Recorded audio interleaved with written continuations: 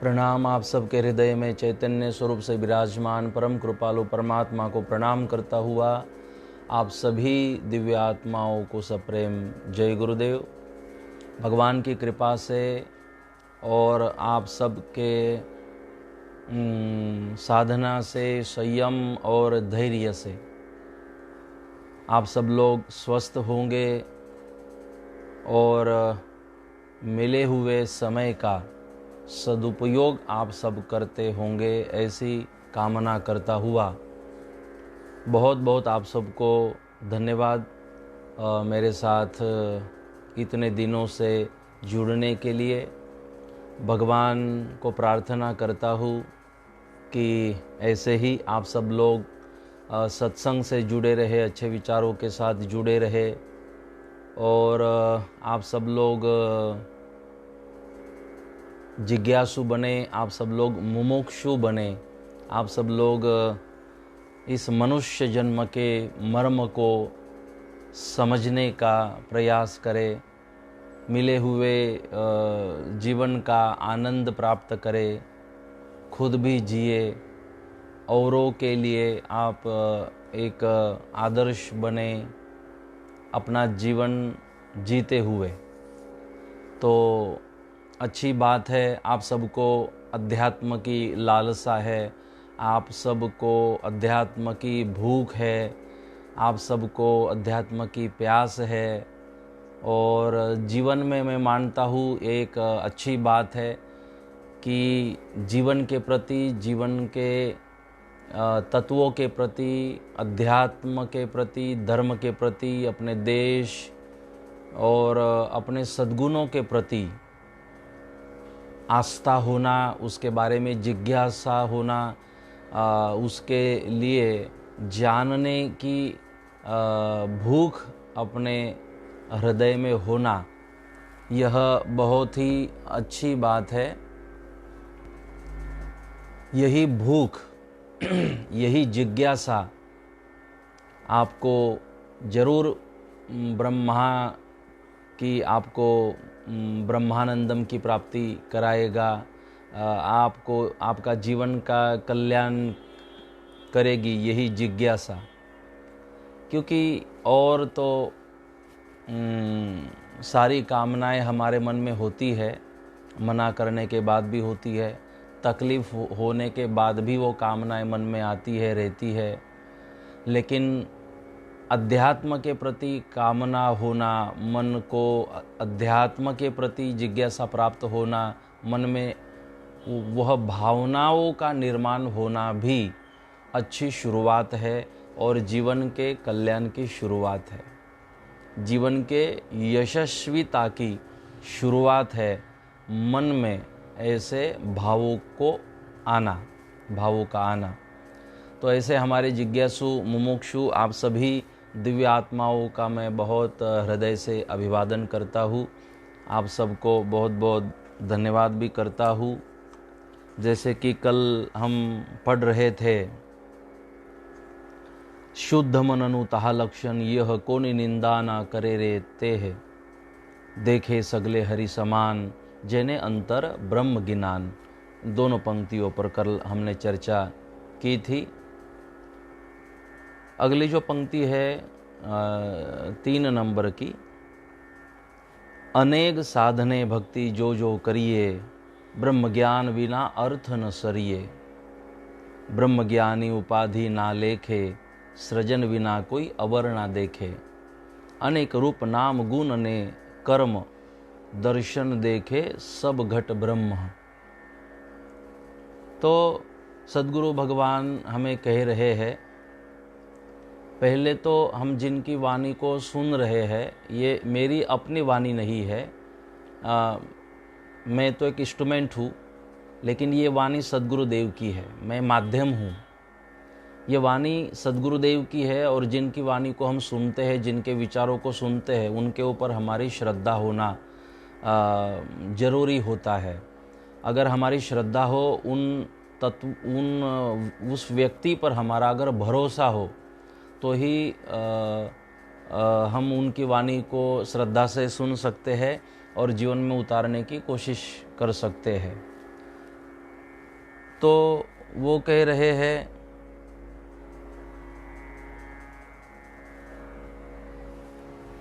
अनेक साधने भक्ति जो जो करिए, ब्रह्म ज्ञान बिना अर्थ न सरिए। कि हम अनेकों प्रकार की भक्ति हम करते रहते हैं। भक्ति के साधन अलग अलग है। अनेक साधने भक्ति जो जो करिए, अनेक माध्यम से हम भक्ति करते। कोई पदयात्रा करके करते, कोई माला से करते, कोई मंदिर जाना, कोई सेवा करना, कोई भगवान का भजन करना। तो अनेक मार्ग है, जैसे कि 9 मार्ग भक्ति के बताए गए, तो 9 मार्ग है। और जिस तरह भी हम भगवान को पाना चाहते हैं, तो जो भी कोशिश भगवान को अनुभव करने के लिए, जीवन को का कल्याण करने के लिए हम कर रहे हैं, वह हर कोशिश, वह हमारी हर साधना तब उसका अर्थ रहेगा जब सद्गुरुदेव कह रहे हैं ब्रह्म ज्ञान बिना अर्थ न सरिए। कि ब्रह्म ज्ञान के बगैर उसका हमें अर्थ बोध ही नहीं होगा। और जब तक हमें अर्थ बोध नहीं होगा तो उस काम को करने का कोई फ़ायदा नहीं है। सद्गुरुदेव के कहने का मतलब यह है कि अगर किसी बस में हम प्रवास करने निकले हैं, तो बस में बैठने से पहले बोर्ड पढ़िए और फिर बस में आप बैठो। पहले ब्रह्म ज्ञान को प्राप्त करो और फिर आप इन कर्मों को करने की कोशिश करो। जैसे कि ब्रह्म ज्ञान बिना अर्थ न सरिए, जैसे कि उनका एक भजन भी है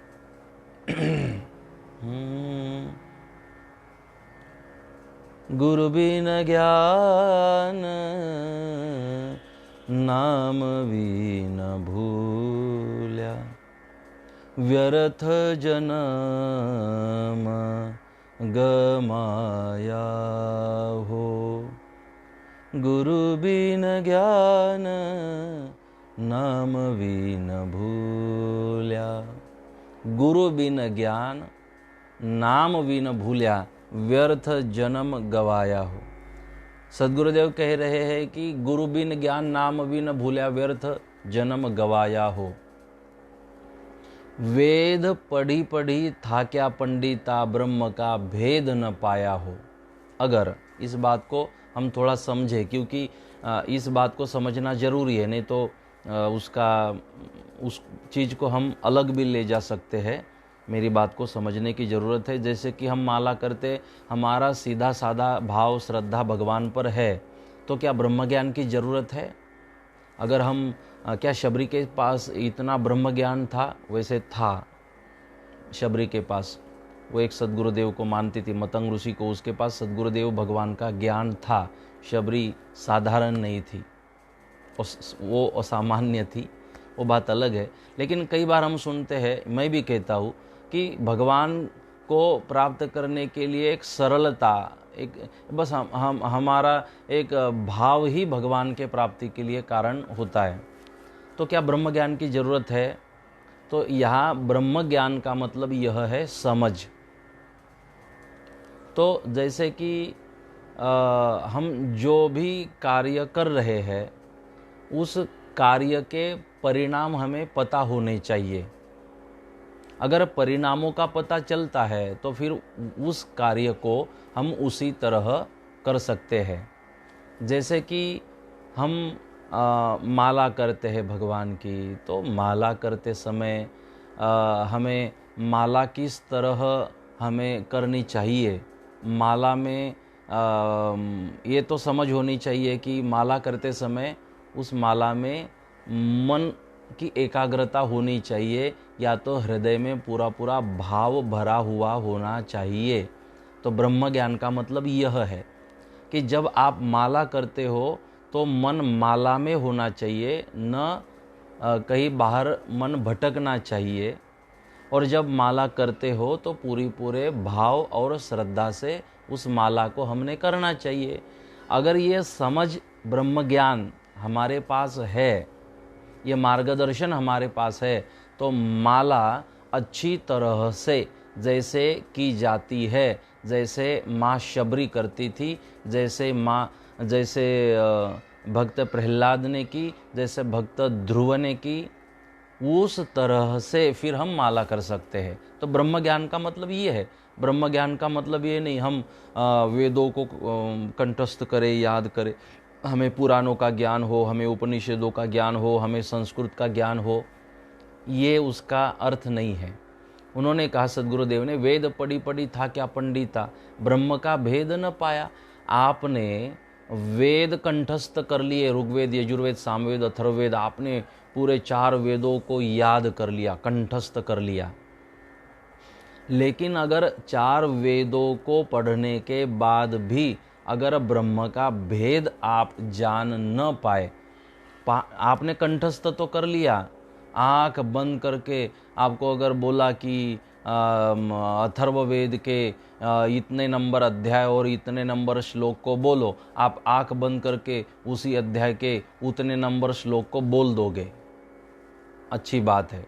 आपने इतनी साधना तो की, मुंह पे सारे अध्याय और श्लोक तो आ रहे हैं आंख बंद करके, अब किताब की भी जरूरत आपको नहीं पड़ती।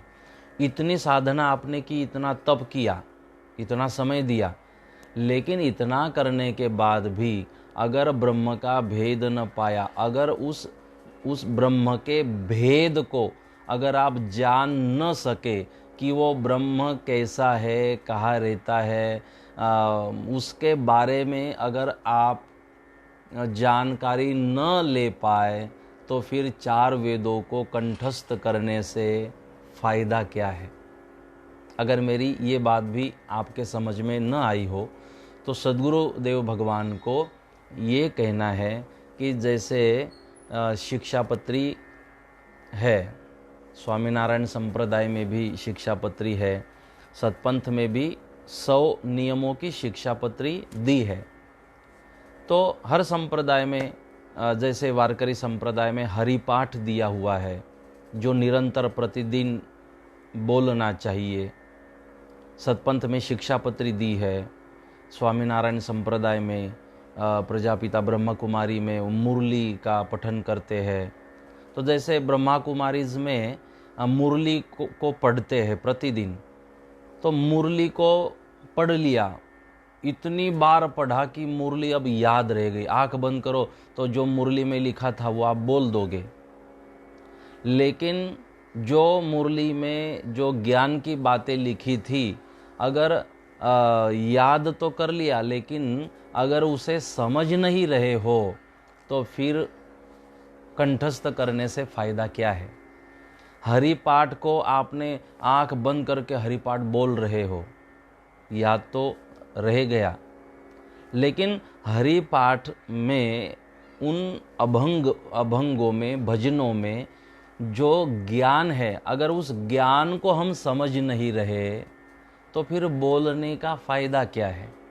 सतपंथ की शिक्षापत्री को हमने कंठस्थ कर लिया, 100 नियम, आंख बंद करो और शिक्षापत्री चालू हो जाती है। दिन प्रत्येक करो धाम सुदंदा, सांझ पड़े थाओ साहिब का बंदा, कोई के नी नव करिशो निंदा, जय गुरगत माँ कहो हे जंदा। सब याद रह गया आपको, आंख बंद करो और बोल दो। किसी को तो नींद में भी आप कहो ना बोलो शिक्षापत्री, तो बोल देंगे, अच्छी बात है। क्या इतने करने भर से हो गई बात?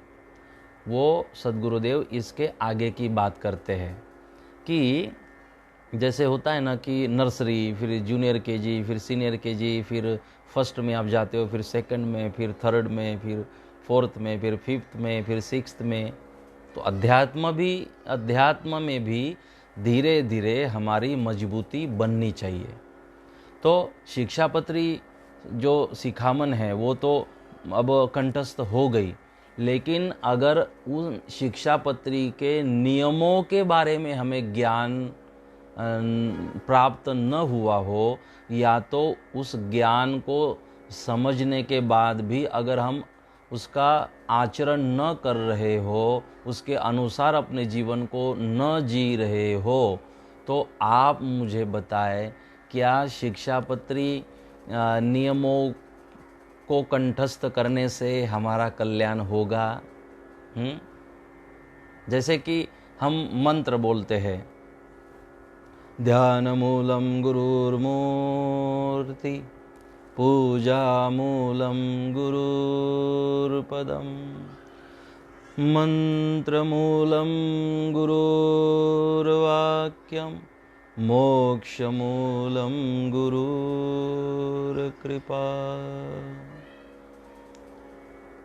ये श्लोक हमने बोल तो दिया, जो गुरु गीता का यह श्लोक है। गुरुर् ब्रह्मा गुरुर्विष्णु, ये गुरु गीता का श्लोक है। ब्रह्मानंदम परम सुखदम केवलम ज्ञानमूर्तिम, ये गुरु गीता का श्लोक है। शांताकारम भुजगशयनम, ये गुरु गीता का श्लोक है। गुरु गीता में ये सारे श्लोक आते हैं। इसके ऊपर मेरी फैजपुर में कथा भी हुई थी। तो ये तेजेंद्र साड़ी जो नाम आ रहा है, तो इनके छोटे ब्रदर जो मेरा क्लासमेट भी है, देवेंद्र साड़ी, शिव कॉलोनी में मेरी उस कथा का आयोजन था, गुरु गीता। तो गुरु गीता मतलब माँ पार्वती और भगवान महादेव दोनों का संवाद है गुरु गीता। अगर आपको किताब मिले तो ज़रूर पढ़ना गुरु गीता। गुरु किसे बनाया जाता है, गुरु कौन होता है, गुरु के तत्व क्या है, गुरु की पहचान क्या है, शिष्य कौन है, शिष्य की पहचान क्या है, शिष्य किसे कहते हैं, आपको उसके बारे में जानना चाहिए। हम शादी बनाते हैं ना, तो कितना सोचते हैं लड़का लड़की के बारे में, लड़की लड़के के बारे में, दोनों परिवार एक दूसरे के बारे में सोचते, कितना परखते हैं, दूसरों से जानकारी निकालते हैं, पड़ोसियों से जानकारी निकालते हैं। सौभाग्य से पड़ोसी अगर अच्छा हो तो अच्छी बात है।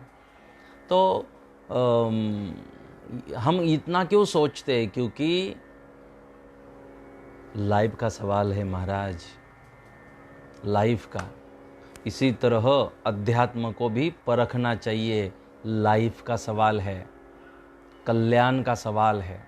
इसलिए अध्यात्म करोगे तो जैसे पानी छान कर पीते हो ना, तो अध्यात्म भी पहचान कर किया करे। तो पानी छान कर पीने से कोई बीमारी नहीं आती। अध्यात्म को भी आपने पहचानना चाहिए, समझना चाहिए, फिर बीमारियां समाप्त होती है। अगर है बीमारियां तो समाप्त हो जाती है, और अगर पहचान के समझदारी से धर्म करते हो तो जो है वो बीमारियां तो निकल ही जाती है, लेकिन नई बीमारियां आने भी नहीं देता योग्य परिपक्व ज्ञान। इसलिए अध्यात्म उतना कठिन भी नहीं और अध्यात्म इतना इजी भी नहीं है। अध्यात्म को समझना जरूरी है, उसकी परिभाषा को समझना जरूरी है, उसके मूल तत्वों को समझना जरूरी है, तो आप अध्यात्म भी कर पाओगे। फिर तर्क वितर्क समाप्त हो जाएंगे। ये तर्क वितर्क आते रहते हैं, संशय कुसंशय, ये सारी झमेला तब तक शुरू रहता है मगज में, दिमाग में, जब तक हमें अध्यात्म का पता ही नहीं चले। तो मेरे कहने का तात्पर्य यह है कि हम, चलो मैंने एक भजन को कंठस्थ कर लिया कि मैं जैसे भजन को बोलता हूँ, तो भजन मैंने बहुत ही ज्ञान वाला भजन बोल दिया।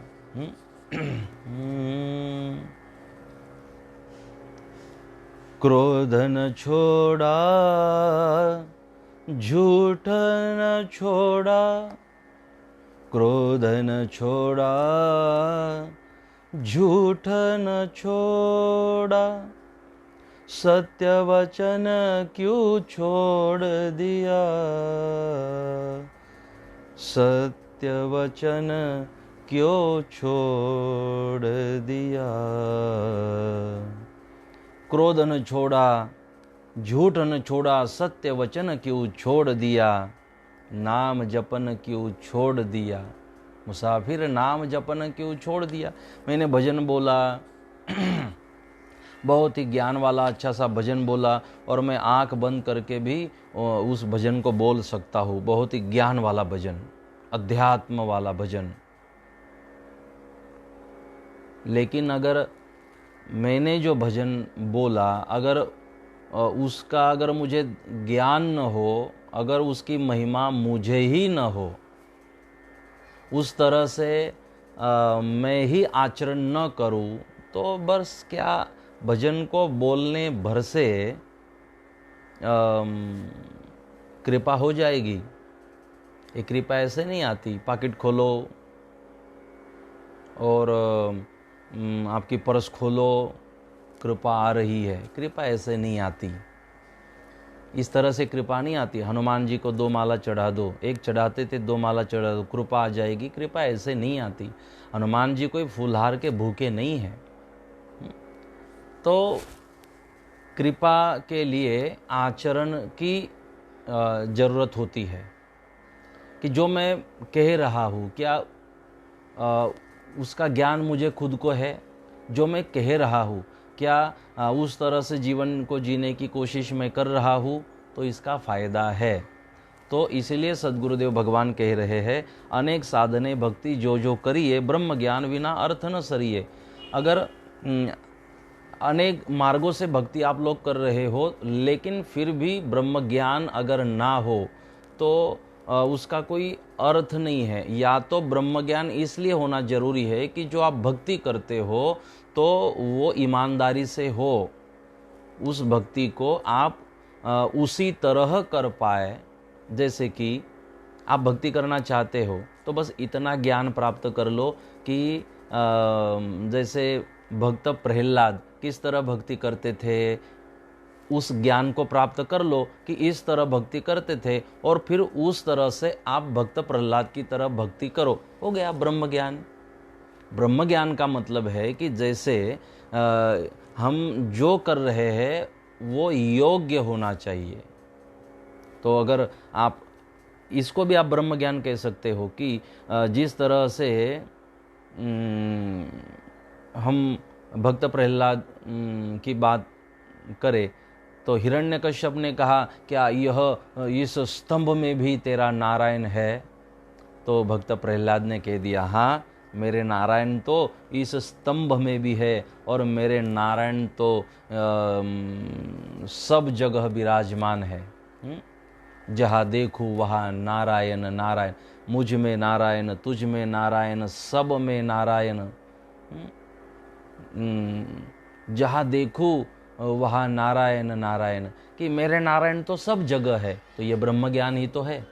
तो हम प्रहलाद के चरित्र को पढ़े, समझे और उसकी तरह भक्ति करने की कोशिश करें। तो यह जरूरी होता है। आपको ये बहुत गहरी बात आपको मैं बता रहा हूँ, इसको पूरी आप इसको समझने के लिए मैं बहुत आसान करके आपके साथ चर्चा कर रहा हूँ कि जो भी धर्म कार्य हम कर रहे हैं तो वो समझदारी से हम करें। जैसे कि महाराष्ट्र के प्रसिद्ध संत हमारे नामदेव महाराज, इस बात को समझना तो जल्दी आप लोग समझ पाओगे। संत नामदेव महाराज, उनकी एक कथा आती है। तो नामदेव महाराज के पिताजी, उनका नियम था वो प्रतिदिन भगवान विट्ठल के मंदिर जाते और भोग लगाते, वो सेवा उनकी थी। अब कुछ कारणों से उनके पिताजी को बाहर जाना पड़ा, तो नामदेव को कहा कि बेटा अपने घर से भोग लगता है, भगवान को देखना, भगवान भूखे ना रहे, भोग लगाने की सेवा अब आपने करनी है। तो नामदेव बालक थे। नामदेव ने कहा पिताजी आप चिंता न करें, मैं परंपरा का निर्वहन करूँगा। तो पिताजी तो चले गए गाँव। अब दूसरे दिन जैसे समय हुआ, नामदेव भोग लेकर भगवान के मंदिर जाते, मूर्ति के सामने रख दिया और भगवान को कहने लगे भगवान हम भोग लेकर आए और आप आए और भोग ग्रहण करें, पाइए भोग। आग्रह करने लगे नामदेव, भगवान आ ही नहीं रहे। प्रार्थना करने लगे भगवान बहुत देर हो रही है, आप आए और भोग लगाए। तो भगवान आ ही नहीं रहे। अब नामदेव को लगा कि भोग लेकर जाएंगे, भगवान आते होंगे और भगवान फिर इस थाली को साफ करेंगे और फिर मैं खाली थाली ले जाऊंगा। अब भोलापन था, अब बालमन था, छोटे से बालक थे नामदेव। पिताजी ने कहा भगवान को भोग लगाना है, भोजन कराना है, तो उस हेतु से वो आ गए। अब क्या वो ये नहीं जानते थे कि खाली थाली धराना है और घर वापस ले जाना है। भगवान खाली वासना ही लेते, वो उनको पता नहीं था। तो बालहट, भगवान आप नहीं आएंगे तो मैं यहाँ से नहीं जाऊँगा। आंखों में आंसू आए, हृदय में भाव भर आया। उस छोटे बालक की उस अवस्था को देखा और मेरे भगवान विट्ठल प्रसन्न हो गए, प्रकट हो गए, साकार स्वरूप में आ गए और भोग ग्रहण किया। नामदेव क्रोधित भी हुए, इतनी देरी लगाते हो भगवान, समय से आया करो। तो इतना बड़ा अधिकार भगवान ये शिष्य का था, इस भगत का था, नामदेव का था कि जैसे भोग लेकर जाते भगवान प्रकट हो जाते और नामदेव जी का भोग ग्रहण करते। ये नामदेव जी का अधिकार। जब उनके पिताजी आए तो देखा कि सब कुछ तो इसने घर खाली कर दिया। बोले बेटा क्या करते हो? बोले पिताजी भोग लगाता हूँ। तो तब जाके पिताजी ने अनुभव किया कि मेरे बेटे का भोग ग्रहण करने तो, मेरा बेटा जो भोग ले जाता है उसे ग्रहण करने तो प्रत्यक्ष भगवान प्रकट हो जाते हैं। तो पिताजी तो बहुत प्रसन्न हो गए कि बेटा तो बेटा नहीं तो मेरा भी बाप है। मेरे से कभी भगवान इतने प्रसन्न नहीं हुए और आप से प्रसन्न हुए। इतना बड़ा अधिकार। लेकिन एक दिन जो ज्ञानेश्वर महाराज की बहन है मुक्ताबाई, उस मुक्ताबाई ने नामदेव को कहा कि आपका ये जो मटका है ना ये कच्चा है। उनकी आध्यात्मिक चर्चा चल रही थी और आध्यात्मिक चर्चा में नामदेव कह रहे थे कि मेरा अधिकार है और देखो भगवान मेरे से बात करते हैं। मैं जब मंदिर जाता हूँ तो भगवान मेरे से बात करते हैं। तो कुछ बातें ऐसी कही गई संत नामदेव जी से कि मुक्ताबाई को लगा कि अरे इनका इतना बड़ा अधिकार तो है नामदेव जी का कि भगवान से बात करते हैं, लेकिन मुझे ऐसे लग रहा है अभी भी भगवान के बारे में इनके मन में संकुचितता है। शायद ये सोच रहे हैं कि भगवान मंदिर में ही है। तो मुक्ताबाई ने कहा अरे नामदेव जी मुझे तो लगता है आपका ये जो मटका है ना ये अभी भी कच्चा है। तो नामदेव जी को बुरा लगा, बोले मुक्ताबाई ने ऐसे कैसे कह दिया। तो उनको कहा गया कि मुक्ताबाई का कहने का मतलब ये है कि आपने गुरु नहीं बनाए, और जब तक आपने गुरु नहीं बनाए तो गुरु न बनाने के कारण मुक्ताबाई कह रही है कि आपका मटका जो है कच्चा है। बोले मुझे गुरु बनाने की ज़रूरत क्या है, मेरा इतना बड़ा अधिकार है। मैं भगवान से सीधी बात करता हूँ तो मुझे गुरु की ज़रूरत, मेडिएटर की ज़रूरत क्या है। लेकिन उनको समझ दी गई कि फिर भी ज़रूरत पड़ती है गुरु की, कुछ ऐसी बातें हैं। तो नामदेव ने कहा चलो हम गुरु बनाते हैं। बोले किसे गुरु बनाए? तो कहा कि आप भगवान महादेव जी के मंदिर जाओ और महादेव जी के मंदिर जब जाओगे तब जो आपको दिखाई दे उसे गुरु मान लेना। कथा बहुत बड़ी है, मैं थोड़ा समझने के लिए उस हिसाब से आपको कह रहा हूँ। फिर संत नामदेव मंदिर गए भगवान महादेव के, और आश्चर्य हुआ कि वहाँ एक संत विसोबा खेचर नाम के एक संत वहाँ लेटे हुए थे मंदिर में, और लेटे लेटे उन्होंने अपने दोनों पैर भगवान महादेव की पिंड पर रख दिए थे। नामदेव कहने लगे अरे रे रे रे, क्या इस व्यक्ति को मैं गुरु बनाऊं? अब इनकी मुलाकात हुई, इनको कैसे गुरु बनाऊं? इनको तो इतना भी ज्ञान नहीं है। देखो अपने दोनों पैर भगवान महादेव की पिंड पर रखे हुए सो रहे हैं, तो इनको कैसे गुरु बनाऊं? चलो वो तो बाद में सोचते हैं गुरु बनाना है नहीं बनाना है, लेकिन इनको कह तो देते हैं कि आप अज्ञानी हो, ना समझ हो, और ये क्या इतना भी ज्ञान नहीं है, इनको समझ तो दे देवे।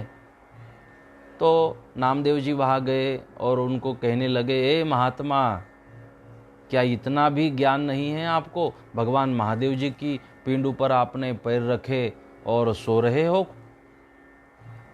तो धीरे से आँख खोली महात्मा जी ने और कहने लगे, आपकी बात सही है, एक काम करो, मैं बहुत बूढ़ा हो गया हूँ, शरीर थक गया है, मैं अपने पैरों को हिला भी नहीं सकता, इतनी भी ताकत मेरे शरीर में नहीं है। आप एक काम करो, आप ही स्वयं मेरे पैरों को उठाकर एक तरफ रख दो। बोले चलो, अच्छा काम करना चाहिए। तो दोनों पैर उठाए नामदेव ने और पिंड ऊपर से दोनों पैर उस महात्मा के उठाए और दूसरी तरफ रखने लगे। जहाँ दूसरी तरफ रखने लगे वहाँ भी पिंड प्रकट हो गई। वहाँ से उठाए तीसरी तरफ पैर रखने लगे, वहाँ भी जहाँ जहाँ पैर रखते वहाँ वहाँ पिंड निर्माण हो जाती, प्रकट हो जाती। अब नामदेव जी की बात समझ में आई और कहा कि ये अज्ञानी नहीं है कोई महात्मा, ये तो चमत्कारी पुरुष है, ये तो सिद्ध पुरुष है, इनके चरण में जहाँ रख रहा हूँ वही महादेव प्रकट हो रहे हैं। तो ये कोई साधारण नहीं। फिर माफ़ी मांगी, क्षमा मांगी और फिर प्रणाम किया और कहने लगे, बस मुझे आपको गुरु बनाना है और मुझे इसका महत्व बताओ। तब जाके विश्वबा खेचर जो थे उन्होंने कहा कि अरे नामदेव, भगवान तो कन कन में है। किसी सूझ वाली आँख ने पहचान की है, कन कन में झांकी भगवान की, किसी सूझ वाली आँख ने पहचान की। नामदेव, आप कह रहे थे कि यहाँ भगवान हैं, लेकिन हम जहाँ जहाँ पैर रखते हैं एक एक कन कन में नामदेव भगवान विराजमान है, भगवान के बगैर कुछ भी नहीं है। तो नामदेव भगवान के साथ बात करते थे, इतना बड़ा अधिकार, लेकिन उसमें उनकी भक्ति में संकुचितता यह थी कि वह यह समझते थे कि मंदिर में ही भगवान है। और उनकी इसी सोच को बदलने के लिए भगवान अनंत है, विश्वव्यापी है, भगवान अलख है, भगवान अगम है, अगोचर है। इस ज्ञान को प्राप्त करने के लिए मुक्ताबाई ने विश्वबा खेचर के पास उनको भेजा था, क्योंकि मुक्ताबाई उनका भला चाहती थी कि नामदेव का इतना बड़ा अधिकार तो है, लेकिन भगवान से बात करते हैं, लेकिन अगर ये भी अगर ज्ञान हो जाए, ये भी अनुभूति हो जाए कि जिस भगवान से नामदेव बात करते हैं वह भगवान कण कण में विराजमान है, सारी जगह पे वही विराजमान है, तो ये उनको समझ होनी चाहिए, ज्ञान आना चाहिए। इसलिए उन्होंने विश्वबा खेचर के पास भेजा था। और विश्वबा खेचर गुरु की प्राप्ति होने के बाद भगवान मंदिर में है ऐसी समझ रखने वाले नामदेव की फिर समझ बदल गई और वो जहाँ नज़र जाती थी वहाँ भगवान को फिर देखने लगे। शायद आप मेरी बात समझ गए। बात ये चरित्र, ये कथा बहुत बड़ी है। मैं जब कथा में कहता हूँ तो मैं विस्तार के साथ इस दृष्टांत को कहता हूँ, 1 से 1.5 घंटे तक इसके मर्म को समझाने की कोशिश करता हूँ। तो इसीलिए इतना बड़ा अधिकार होने के बाद भी उनको ज्ञान की, गुरु का मतलब ज्ञान है, गुरु बनाने का मतलब ज्ञान है। गुरु बनाने का मतलब कि हम जो कर रहे हैं क्या वो सही है। गुरु एक वॉचमैन का काम करते, एक जो गुरखा होता है उसका काम गुरु करते हैं। हमारे ऊपर वो नज़र रखते हैं, हमारे ऊपर वो कंट्रोल रखते हैं। जैसे हाथी कितना बड़ा होता है, लेकिन अंकुश से उसे कंट्रोल किया जाता है। अंकुश से कंट्रोल ना किया जाए तो हाथी में इतनी ताकत है कि वो कितना नुकसान कर दे अपना भी और औरों का भी। तो इसलिए अंकुश जरूरी है। उन हाथियों की तरह हमारी भी इंद्रिय है, वो भी बेकाबू हो जाएंगे तो औरों का हमारा भी नुकसान करेंगे। इसलिए गुरु रूपी एक अंकुश रखा जाता है कि हमारे इंद्रिय कंट्रोल में रहे, हमारी भावनाएं कंट्रोल में रहे, तो हमारा मन कंट्रोल में रहे। इसलिए ये सारी परंपरा है। तो इसीलिए कहने का मेरा तात्पर्य यह है कि हम जो भी करें, जैसे सद्गुरुदेव ने कहा, मैंने उसका विस्तार करने की बस कोशिश की कि अनेक साधने भक्ति जो जो करिए, ब्रह्म ज्ञान बिना अर्थ न सरिए। ब्रह्म ज्ञान के सिवाय आपको उसका अर्थ पता नहीं चल सकता, तो ब्रह्म ज्ञान जरूरी है। जो भी साधन करो तो उसकी समझ रखो। माला करो, कैसी करनी है, मन एकाग्र होना चाहिए, हृदय में भाव होना चाहिए, तो माला करो। आप सेवा करो तो सेवा करते समय अभिमान को न आने दो, अभिमान का स्पर्श मत होने दो। मैंने किया इस भाव को निकाल दो। उसे आपके उपकार का बोझ ना लगने लग जाए जिसके ऊपर आपने उपकार किया। इस तरह से आप उसके ऊपर उपकार करो। आप जब दान देते हो किसी को तो उसको शर्म नहीं आनी चाहिए लेते समय। इस तरह से आप उसके साथ व्यवहार करो तो फिर वो दान कहलाएगा। आप मंदिर जाते हो तो जब मंदिर जाते हो तो चप्पल आप बाहर निकालते हो, उसी तरह जहाँ चप्पल आपने निकाली, जूते निकाले, वही अभिमान अहंकार को छोड़ दो। चप्पल निकाल दी तो अभिमान अहंकारों को भी निकाल दो, फिर मंदिर जाओ, फिर फायदा होगा।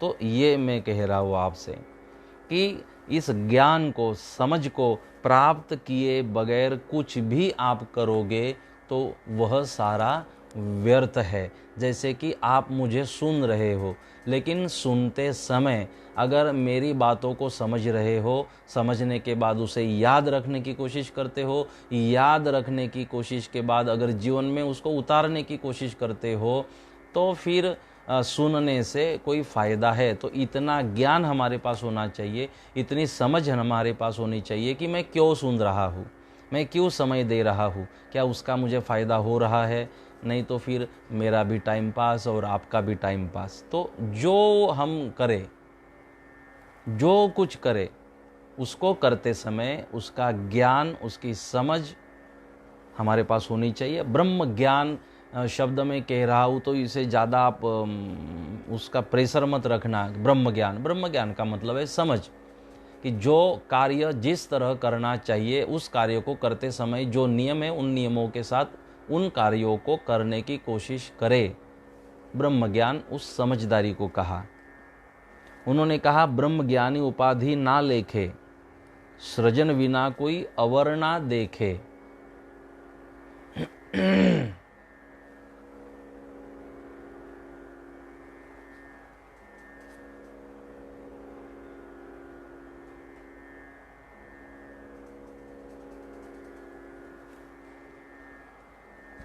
मेडिटेशन, जागरण, कुंडली के बारे में बताइए गुरुजी। देखो, मेडिटेशन जो है, ध्यान, वो तो बहुत ही आनंद देने वाली बात है। हम ध्यान करें, ध्यान में मन की एकाग्रता में समय लगता है, लेकिन निरंतर आप धीरे धीरे अगर ध्यान को करने की कोशिश करोगे तो 4 महीने, 6 महीने, 2 साल बाद आप को उसका फ़ायदा मिलना शुरू होगा। आज नहीं लग रहा है तो चलो हम 1 महीने के बाद वापस कोशिश करेंगे, तो 1 महीना आपका खराब होगा, बिगड़ेगा और समय लगेगा। तो हम ध्यान में बैठने की कोशिश तो करें, फिर धीरे धीरे कौन सी तकलीफ़ है उसे स्मरण करें, वो आपके सामने आएगी। फिर उन तकलीफ़ों को, उन दिक्कतों को कैसे दूर करें उसके बारे में ज्ञान को प्राप्त करें, समझने की कोशिश करें। उन दिक्कतों को दूर करो, वापस आप बैठो, वापस करने की कोशिश करो। जैसे कि कोई एक चींटी है, एक पेड़ पर चढ़ने की वो कोशिश करती है, कई बार चढ़ती है, गिरती है, चढ़ती है, गिरती है। लेकिन थोड़ी देर के बाद देखना वह चींटी छोटी सी पेड़ के वो कितने ऊपर चढ़ जाती है। चींटी चढ़ेगी गिरेगी, चढ़ेगी गिरेगी, लेकिन थोड़ी देर बाद देखना उसकी कोशिश कामयाब हो जाती है, वो वहाँ पहुँच जाती है। तो जैसे आप साइकिल चलाना सीखते हो तो 2 3 4 8 बार तो आपके जो घुटने हैं वो फूटते हैं, टूटते हैं, खून बहता है, ड्रेसिंग करना पड़ता है, पट्टी बांधनी पड़ती है। क्या आप फिर साइकिल चलाना छोड़ देते हो? नहीं। अगर अच्छी तरह साइकिल चलाना सीखना है तो आपको इन दिक्कतों का सामना करना पड़ेगा। गिर जाने के बाद भी वापस साइकिल हाथ में लेकर चलानी चाहिए। और मैं मानता हूँ जिसको परफेक्ट साइकिल चलाना सीखना है, जो सीखना चाहते हैं, उन्होंने गिरना जरूरी है। ये हमें मजबूती के लिए ज़रूरी है कि हाँ, इस कारण से मैं गिरा था, अब उसको मैंने याद रखना चाहिए कि गिर न जाऊँ। तो गिरे तो फिर पता चले। तो इसी तरह से ध्यान का भी है। हम मेडिटेशन करें, जागरण करें, हम ध्यान की करने की कोशिश करें। और कुंडली के बारे में जो है कि संसारी जीव कुंडली करवी अनिवार्य छे। तो देखो, कुंडली अनिवार्य है। जब बात कुंडली की आती है तो आप सन्यासी हो, साधु हो, संत हो, गृहस्थी हो, संसारी हो, इसमें कुंडली में ये कोई बाधा नहीं रहती है। कुंडली एक आध्यात्मिक साधना है, उसमें कोई गृहस्थी हो, सन्यासी हो, उसमें कोई भेद नहीं रहता। कुंडली जब हम जागरण का काम करते हैं तो मैं मानता हूँ, मेरी जो धारणा है, जो मैं समझ रहा हूँ, समझा हूँ कि कुंडली जागरण का मतलब है अपने भीतर सात्विकता को जागृत करना। हमारे भीतर सात्विकता होनी चाहिए। अगर हमारे अंदर सात्विकता है तो जो हमारे चक्र है वो भी एक्टिवेट हो जाते हैं और कुंडली जो है वो भी एक्टिवेट होना शुरू हो जाती है। और जैसे सात्विकता को बस अंदर हमें भरना है। कुंडली चक्रों का जागृत होना, एक्टिवेट होना, और कुंडली का एक्टिवेट होने का मतलब है कि उस कारण से चक्रों के माध्यम से, कुंडली के माध्यम से हमारी जो पॉजिटिव एनर्जी है वो क्रिएट होती रहती है कुंडली से, चक्रों से।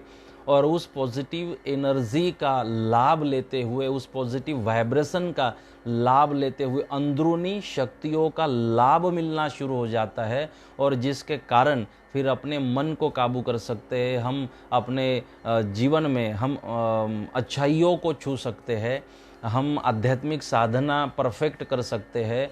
और ये शक्तियाँ अगर पूरक बन जाती है तो दुनिया की कोई ताकत हमें भ्रष्ट नहीं कर सकती, हमें वो फंसा नहीं सकती। हम माया मोह इस चक्कर में फंस नहीं सकते अगर आप इतना वेल सेट हो जाते हो तो इसके लिए हम अब ये जो विषय है, जिनको इसमें रस है वो इन चीज़ों को करे, और जिनको इसमें रस नहीं है तो रस नहीं होगा तो कितने समझाने से भी आपको बात समझ में नहीं आएगी। तो इसे आप छोड़ दे और आप सेवा को करें, भक्ति को करें, इंसान बने, मानस बने, मानव आप अच्छे बने। जब आप बोलोगे तो सामने वाले को प्रसन्नता आनी चाहिए, खुश होना चाहिए।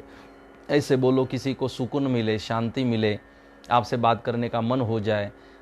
तो अपने आप को सरल बनाओ तो भी कुंडलिनी जागरण का हमें फल मिलता है, फायदा मिलता है। और जिनको रस हो कुंडली जागरण में, वो उसके बारे में और ज़्यादा ज्ञान प्राप्त करने की कोशिश करते रहे। अनुभव अनुभूति सीधी बात है, अनुभव अनुभूति कोई अलग अलग बात नहीं आती। सद्गुरु कहे भला तो वागे भावना, पड़े सो प्रेम के गाँव, पड़े सो प्रेम के गाँव, पीड़ा जो जागे पियूनी, पीड़ा जो जागे पियूनी, तेने रेनिए नींद ना आवे। कंचन पटेल। तो ये सूत्र ही ऐसे है कि जिसके ऊपर बोलना ज़रूरी है, लेकिन समय सीमा नहीं होती उस विषय पर बोलने के लिए। मुझ में राम तुझ में राम, हमारे पटेल हसमुख जी कह रहे, सब में राम समाए, कर लो प्रभु से प्यार, कर लो सभी से प्यार, जगत में कोई नहीं पराया है। तो बस यही सूत्र हम आप सबको दे रहे हैं। लहरों से डर कर नौका पार नहीं होती, कोशिश करने वालों की हार नहीं होती। तो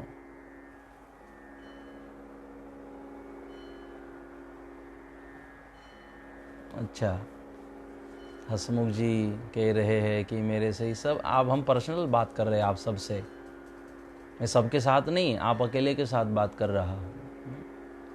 तो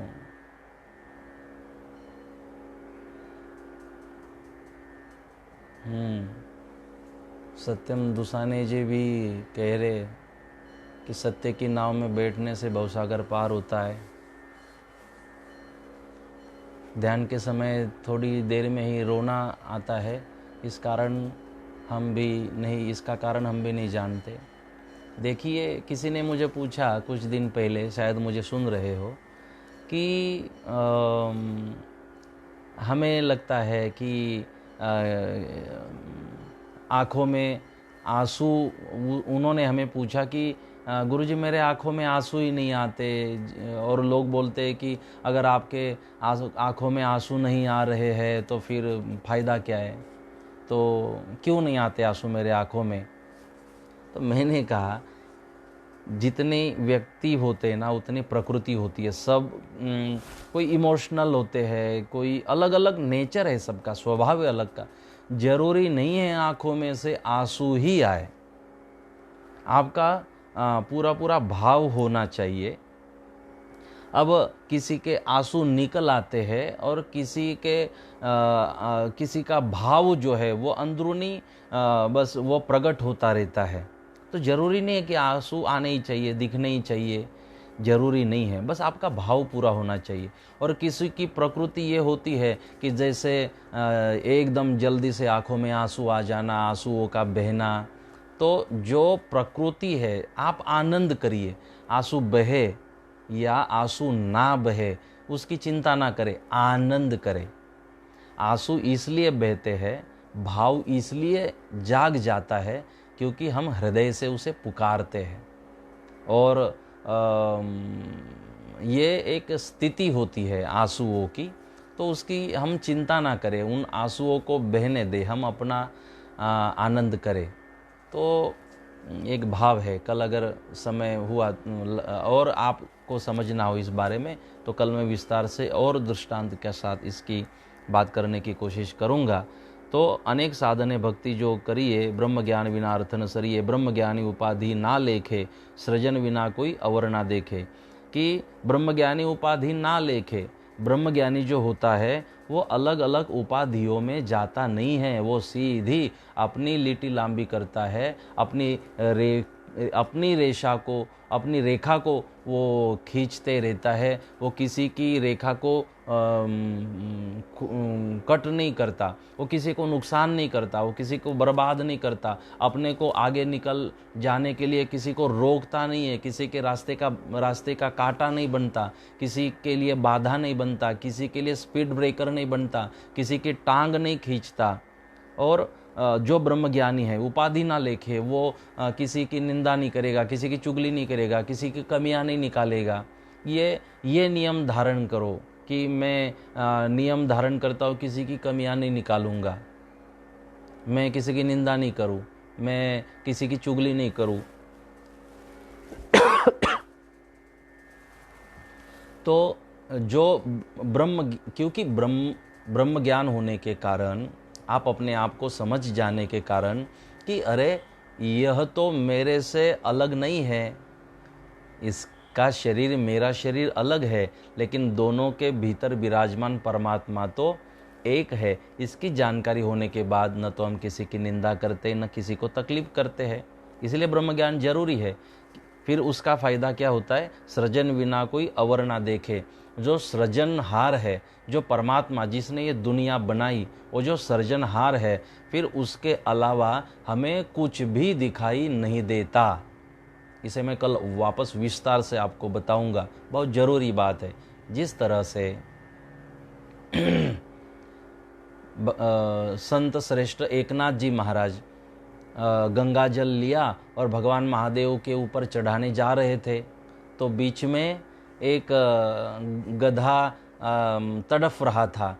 तो समझ गए महाराज कि इसको प्यास लगी है, तो महादेव जी के लिए जो जल ले जा रहे थे उस जल को संत श्रेष्ठ नाथ महाराज ने, एकनाथ महाराज ने, जो शांति ब्रह्म थे, तो जो संत थे, जो श्रीमंत थे और जो शांत थे, संत, श्रीमंत और शांत, ऐसे जो शांति ब्रह्म थे नाथ महाराज, उन्होंने भगवान के लिए जो जल ले जा रहे थे वो उस गधे को पिला दिया।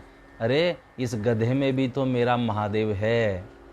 तो जो महादेव में नाथ महाराज मानते थे, उस नाथ महाराज ने बस मंदिर में उस भगवान की पिंड में ही महादेव को नहीं देखा, तो भगवान महादेव को उन्होंने सारे जीव प्राणी मात्राओं में देखा, क्योंकि वो ब्रह्म ज्ञान प्राप्त कर चुके थे। और ब्रह्म ज्ञान जिनको प्राप्त हो जाता है तो सृजन बिना कोई अवर ना देखे, फिर उनको भगवान के अलावा कुछ नहीं दिखता।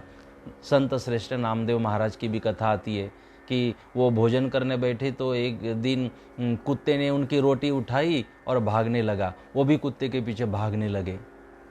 हाथों में एक कटोरा लिया, बोले रुखी तो न खाओ, थोड़ा घी तो ले जाओ।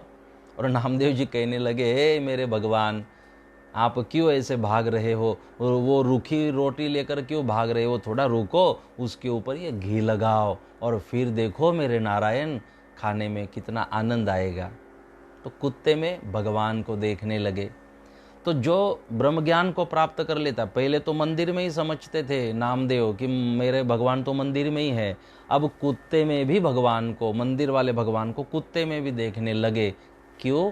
क्योंकि अब ज्ञान हुआ, भगवान का ज्ञान हुआ कि मैं जिस भगवान को मानता हूँ वह भगवान सारे जीव प्राणी मात्राओं में वही भगवान है, यह ज्ञान प्राप्त हुआ। तो ब्रह्मज्ञानी उपाधि ना लेखे, सृजन बिना कोई अवर न देखे। ब्रह्म ज्ञान जिसको प्राप्त होता है वो मैं अलग हूँ, मेरा तेरा, ये सब अहम, झगड़ा, धर्म को लेकर झगड़ा। देखो भगवान श्री राम भी महादेव के भक्त थे और रावण भी महादेव का भक्त था। दोनों एक ही भगवान के भक्त, लेकिन दोनों में युद्ध हुआ। दोनों में युद्ध इसलिए हुआ कि दोनों भी एक ही भगवान के शिष्य, लेकिन श्री राम महादेव को समझ गए कि मैं जिस महादेव को मानता हूँ वह महादेव तो जहर पीते हैं और जीवन देते हैं, और दूसरा जो महादेव का भगत था वो औरों को जहर देकर मारने की कोशिश करता था खुद जीने के लिए। तो एक ने महादेव को समझा, दूसरा महादेव का भगत तो था लेकिन महादेव को समझ नहीं पाया, तो रावण को मरना पड़ा, श्री राम की विजय हुई। बात शायद आप लोग समझ गए। जो समझता है जीतता वही है, और जो नहीं समझता भक्ति करते रहता है लेकिन भगवान के सूत्रों को, वसूलों को नहीं समझता, वो समाप्त हो जाता है, वो शाश्वत नहीं रहता। तो जिसको ब्रह्म ज्ञान हो जाता है वो उपाधि में नहीं पड़ता, और दूसरी बात, जहाँ उसकी नज़र जाती है वहाँ उसे भगवान ही दिखाई देते हैं। तो 5वीं लाइन है, अनेक रूप नाम गुण ने कर्म, दर्शन देखे सब घट ब्रह्म। कि अनेक रूप नाम गुण ने कर्म, कि भगवान के रूप अनेक है, भगवान के नाम अनेक है, भगवान के गुण अनेक है, भगवान के कर्म अनेक है। दर्शन देखे सब घट ब्रह्म, और उसका दर्शन सब घटों में उस ब्रह्म के हमें दर्शन होते हैं। तो सर्वम खलविदम ब्रह्म, ये उसका सारांश है। सब घट हरि दर्शिये, इसका श्लोक दिया हुआ है, दोहा। सब घट हरि दर्शिये तो आवरण सर्वे जाए। अगर सब घट में हरि का दर्शन आपको होता है तो आवरण सर्वे जाए। तो जो माया का, मोह का, आसक्ति का, कर्म बंधनों का जो आवरण है वह आवरण निकल जाता है। कल मुझे याद कराना, जैसे भगवान के ऊपर ज्वारी का दाना नहीं चढ़ाते, भगवान के ऊपर चावल चढ़ाते हैं। उसका कारण है, तो आवरण निकाल दिया गया है ना उसका, इसीलिए वो मुक्त है। तो वैसे हमारा भी पूरा आवरण निकल जाता है। तो सब घट हरि दर्शिए, अवर ध्यान सर्वे पर हरो, त्या एक ज ध्यान लगाए। अवर ध्यान सर्वे पर हरो, बाकी जगह से ध्यान हट जाएगा तो अपने आप यह ध्यान जो है वह ध्यान भगवान में लग जाएगा। जब तक और जगह से हमारा ध्यान नहीं हटता तब तक हमारा ध्यान भगवान में नहीं लगता। तो अगर आप भगवान में ध्यान लगाना चाहते हो तो ध्यान जो और जगह लगा हुआ है उस ध्यान को वहाँ से अपने मन को हटाकर भगवान में लगाना पड़ेगा। तो भरत जी महाजन कह रहे हैं, जितने में अब गुजारा कर रहे हैं, असल ज़रूरत बस इतनी की थी, हम कभी न समझे, अब कुदरत समझा रही है। कुदरत तो हमें पल पल समझाती है, कुदरत हमसे बात करती है, लेकिन हम ही बहरे हो गए, हम ही गूंगे हो गए, हम ही बधिर हो गए, सुनाई नहीं देता, न दिखाई देता है, न हम ही अगर बधिर हो गए तो कुदरत क्या करेगी। लेकिन हम शायद अभी हमारी आँख खुलेगी, हम प्रकृति को समझने की कोशिश करेंगे। वृक्ष लगाना चाहिए, पानी बचाना चाहिए, इलेक्ट्रिसिटी बचानी चाहिए, स्वच्छता रखनी चाहिए, स्वच्छता के नियम हमने धारण करने चाहिए। आज मेरी हमारे परम श्रद्धेय नायाजी महाराज संस्थान कुकस के हमारे शिवराम दास जी महाराज, उनसे मेरी आज बात हुई। ऐसे ही उनकी तबीयत पूछने मैंने फ़ोन किया, तो मैंने तो इसलिए फ़ोन किया तबीयत पूछने की, फिर वो भी मेरी तबीयत पूछे, तो उन्होंने मेरी पूछी तबीयत, मैंने उनकी तबीयत पूछी। अच्छा लगा, महाराज जी से बात हुई। तो सुबह मैंने जयराम दास जी महाराज हमारे निष्कलंक धाम नखत्राना के, उनसे भी मैंने बात की। तो जब महंत श्री शिवराम दास जी महाराज से मेरी बात हुई तो उन्होंने एक अच्छी बात मुझे कही कि बोले, देखो महाराज जी, हमारे पूरे भारतवर्ष में इतने मंदिर है, सारे मंदिरों में महात्मा रहते हैं, लेकिन किसी भी महात्मा को इस विषाणु का स्पर्श नहीं हुआ। किसी भी महात्मा को अब तक हम सुन रहे हैं कि किसी को इस बीमारी का स्पर्श नहीं हुआ। तो इसका कारण ये है कि हमारे सभी मठ मंदिरों में जो संत विराजते हैं वो पवित्रता के साथ उन मंदिरों में रहते, पवित्रता का पालन करते हैं। जो हमारे आर्य वैदिक हिंदू सनातन संस्कृति की एक पहचान है, पवित्रता, निर्मलता, तो उसके कारण किसी भी हमारे संत महात्माओं का इसका स्पर्श नहीं हुआ और उनके सानिध्य में जाने वाले किसी को इसकी इफेक्ट नहीं हुई। तो बात मुझे भी अच्छी लगी कि महाराज श्री ने सही बात कहा। तो ये पवित्रता का एक परिणाम है, कहने का तात्पर्य ये है। तो अच्छी बात है, हमारे शिवराम दास जी महाराज भी अपने नायाजी महाराज संस्थान की ओर से बहुत कल उन्हीं ने जो उनकी साड़ी तुला हुई थी, वस्त्र तुला, उसमें जो साड़ी मिली थी वही उसी साड़ी को लेकर हम कल बांटने गए थे इस विस्तार में। हमने उस साड़ी को इस विस्तार में बांटा और साथ में कंबल भी बांटा, एक लोटा था, लोटा, फिर एक शॉल, जो मुझे हर कार्यक्रम में हम जाते शॉल मिलती है, तो शॉल पड़ी हुई थी अच्छी सी, अब लोग मुझे देंगे तो अच्छी होती है, तो वो सारी की सारी शॉल हमने बांटी। फिर थोड़ा वहाँ के दानदाता थे, कुछ धान्य भी उनको दिया। तो उसी तरह से हमारे नायाजी महाराज संस्थान की ओर से कार्य चल रहा है, प्रेरणापीठ पिराना की ओर से कार्य चल रहा है। निष्कलंक धाम की ओर से मुझे जयराम दास जी महाराज ने कहा, मैंने अपनी ओर से मुझे जो दक्षिणा मिलती है उस दक्षिणा को हमने सरकार को दिया है। तो संत तो जीते ही औरों के लिए, उनकी श्वास ही सब के लिए चलती है। तो मैं सभी हमारे संत चरणों को, हमारे सभी पीठों को स्मरण करता हुआ आपको भी बहुत बहुत मैं धन्यवाद करता हूँ।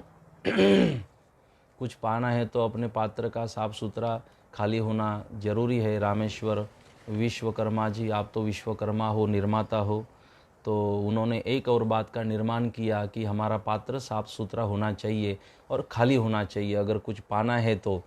क्योंकि जब हम प्यासे हैं तो नदी के किनारे जाते हैं, तो नदी के किनारे प्यासे हो इसलिए नदी के किनारे है, प्यास बुझाना चाहते हो तो झुकना पड़ेगा, झुकोगे तब आपकी प्यास बुझेगी, वरना अगर वो जल अगर सामने से आया तो डूब जाओगे और ख़त्म हो जाओगे। इसके लिए अगर प्यास बुझाना चाहते हो तो नदी के पास जाकर झुकना पड़ेगा, तब आपकी प्यास बुझ सकती है, झुकना सीखे। तो और मेरा अगला प्रवचन कथा शुरू हो जाएगी, अब मैंने रुकना चाहिए। तो बहुत बहुत सारे लोग हमारे साथ जुड़ते हुए अपनी संस्था के माध्यम से भी सेवा में जुड़ रहे हैं। मैं सबका बहुत हृदय से धन्यवाद करता हूँ। हमारे भुसावल से जो स्वर्गीय पांडुरंग महाजन जी है, उनकी स्मृति में भी उनकी परिवार की ओर से भोजन का यहाँ पर सारे दरिद्र नारायण जो है उनको लाभ मिला, उनकी स्मृति में था। तो उनके परिवार को भी मैं धन्यवाद दे रहा हूँ। भुसावल से अगर कोई है तो यशवंत दुग्धालय जो स्वर्गीय पांडुरंग महाजन परिवार है, उनको हमारी ओर से आशीर्वाद कह दे। और सुषमा जी महाजन और शरद प्रेमराज महाजन जो रोजोदा से डोंबिवली रहते हैं, तो प्रेमराज महाजन उनके पिताजी के स्मरणार्थ उन्होंने भी यहाँ सेवा दी है, एक दिन भोजन की सभी के लिए, तो मैं उनको भी धन्यवाद करता हूँ। और हमारे कुमार निकुंज रविंद्र किरंगे, तो इनका प्रथम जन्मदिन आ रहा है 22 तारीख को, मैं कोशिश करूँगा याद रखूँ 22 तारीख को। तो 22 तारीख इनका जन्मदिन है, तो इनकी ओर से भी 22 तारीख बुधवार के दिन भोजन, बर्थडे इस तरह यहाँ पर पहला बर्थडे उनका मनाया जाएगा। तो बहुत बहुत आप सबका धन्यवाद करता हुआ, कई लोगों ने जैसे गौशाला को मैंने दिखाया परसों, तो गौशाला के लिए भी किसी ने मुझे पूछा। और यहाँ विस्तार से कई लोगों ने अपने खेती में से किसी ने 2 ट्रैक्टर 3 ट्रैक्टर ऐसे वो चारा आना भी यहाँ पर शुरू हुआ। जिस चारे की ज़रूरत थी, मैंने तो कहा नहीं था कि चारा कम है, लेकिन ऐसी गौशाला चल रही है तो चारा हमने भेजना चाहिए। तो कुछ भाविकों ने, जैसे हमारे वागोदा से कुंदन जी सुपे करके है, हमारे गोटू सुपे के चिरंजीव बड़े, उन्होंने 3 से 4 ट्रैक्टर चारा भेजा। हमारा राहुल चौधरी जो विटवा से है, रहते रावेर में है हरिभाऊ, उनके चिरंजीव राहुल, उन्होंने भी यहाँ पर चारा पहले भी भेजा था, अभी भी भेजने की कोशिश उनकी है उन्होंने कहा वो भेजने वाले हैं। तो इस तरह से कई लोग इस हम जो संस्था की ओर से सेवा के प्रोजेक्ट चल रहे हैं उसमें सबके सब सेवाएं दे रहे हैं। और किसी का हमें विस्मरण हुआ हो तो हमें आप क्षमा करें। तो बहुत बहुत आप सब का धन्यवाद करता हुआ, मेरी प्रसन्नता का कारण बनने के लिए, आपके कारण मेरा भी समय अच्छी तरह से व्यतीत हो रहा है। तो बस अच्छा हम जीने की कोशिश करें, इंसान बने, औरों की भूख प्यास जानने की संवेदना हम धारण करें और औरों के लिए भी हम जीने की कोशिश करें। हम जिस विस्तार में रहते हैं उस विस्तार में अगर ऐसे सेवा प्रकल्प चल रहे हैं, या तो अपनी ओर से अगर आप लोग सेवा करना चाहते हो तो ज़रूर सेवा करिएगा। और एक संकल्प करें कि कोई भूखा ना सोए इन दिनों।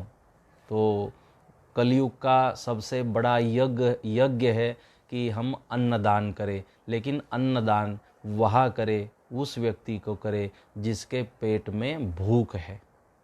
तो कोशिश आप सब लोग करिएगा।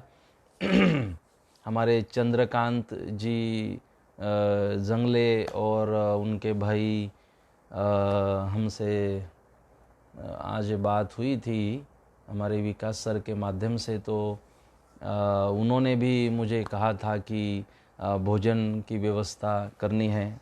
तो मैंने कहा था कोई बात नहीं, आप यहाँ आए और आप समक्ष यहाँ पर, क्योंकि आप रहते ही फैजपुर के नज़दीक है, आप आकर यहाँ उस सेवा को कर सकते हैं। तो आइए यहाँ मैं अपने वाणी को विश्राम देता हुआ हिपी निकले टाकून बघ बरं लाईन आहे का। यहाँ पर मैं सबको बहुत बहुत धन्यवाद करता हूँ। परम कृपालु परमात्मा के पास आप सबके कल्याण की मैं प्रार्थना करता हूँ।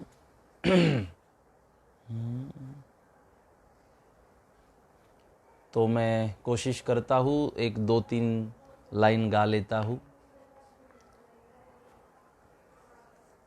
2 मिनट के लिए।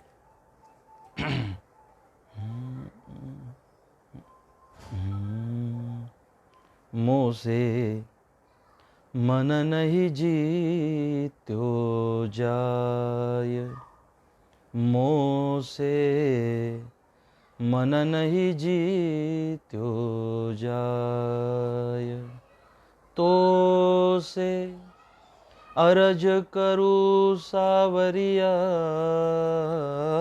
तो से अरज करूँ सावरिया, मोसे मन नहीं जीत्यो जाय, मोसे मन नहीं जीत्यो जाय। मन मेरा यह चंचल भारी, मन मेरा यह चंचल भारी, छिन छिन लेवे राड उधारी, छिन छिन लेवे राड उधारी, मोसे मन नहीं जीत्यो जाय, मोसे मन नहीं जीत्यो जाय। तोड़ फेंक दे ज्ञान पिटारी, तोड़ फेंक दे ज्ञान पिटारी, ना कछु पार बसाय, मोसे मन नहीं जीत्यो जाय, मोसे मन नहीं जीत्यो जाय। मन मेरा यह चंचल घोड़ा, मन मेरा यह चंचल घोड़ा, सत्संग का मानत नहीं कोड़ा, मन मेरा यह चंचल घोड़ा, सत्संग का मानत नहीं कोड़ा, मोसे मन नहीं जीत्यो जाय, मोसे मन नहीं जीत्यो जाय। ज्ञान ध्यान का लंगर तोड़ा, ज्ञान ध्यान का लंगर तोड़ा, पल पल में ही नहीं नाय, मोसे मन नहीं जीत्यो जाय, मोसे मन नहीं जीत्यो जाय। तुलसी का मन विषय कुरस में, तुलसी का मन विषय कुरस में, पल पल में ललचाय, तुलसी का मन विषय कुरस में, पल पल में ललचाय, मोसे मन नहीं जीत्यो जाय, मोसे मन नहीं जीत्यो जाय। मन नहीं जीत्यो जाय मोह से, मन नहीं जीत्यो जाय मोह से, मन नहीं जीत्यो जाय। तो से अरज करूँ सावरिया, तो से अरज करूँ सावरिया, मोह से मन नहीं जीत्यो जाय मोह से, मन नहीं जीत्यो जाय।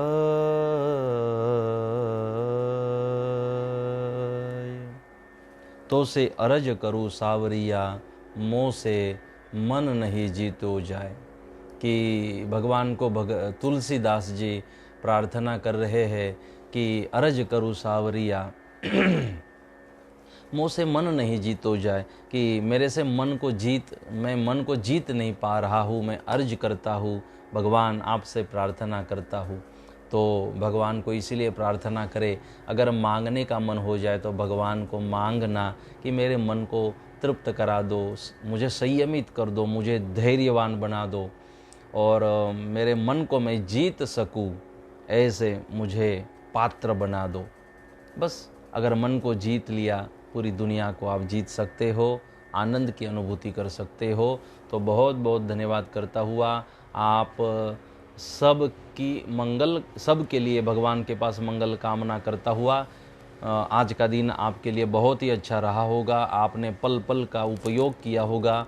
आने वाले दिन के लिए भी मेरी ओर से बहुत बहुत शुभकामना। आप सब के लिए स्वस्थ रहे, मस्त रहे और व्यस्त रहे। हमारे गॉडफादर, हमारे अनंत श्री भूषित श्रीमद् रामानंदाचार्य स्वामी हंस देवाचार्य जी महाराज का यह सूत्र था। वो हमेशा सबको कहते कि स्वस्थ रहे, मस्त रहे और व्यस्त रहे। ये त्रिसूत्री कार्यक्रम वो सबको देते थे। स्वयं स्वस्थ रहते थे, स्वयं मस्त रहते थे और स्वयं व्यस्त रहते थे। उन्हीं के सूत्रों को जीवन में उतारने की मैं कोशिश कर रहा हूँ। बहुत बहुत आप सबको धन्यवाद, बहुत बहुत आप सबका आभार। और आज मेरी प्रसन्नता का कारण बनने के लिए आप सबको हृदय से थैंक यू, बहुत बहुत धन्यवाद। तो आप सबको बहुत साधुवाद और मिलते हैं कल। हाँ, अच्छा, कल तक के लिए, कल शाम 6 बजे तक के लिए आप सबको जय गुरुदेव। कल मिलते हैं 6 बजे। बहुत बहुत आप सबको धन्यवाद हृदय से।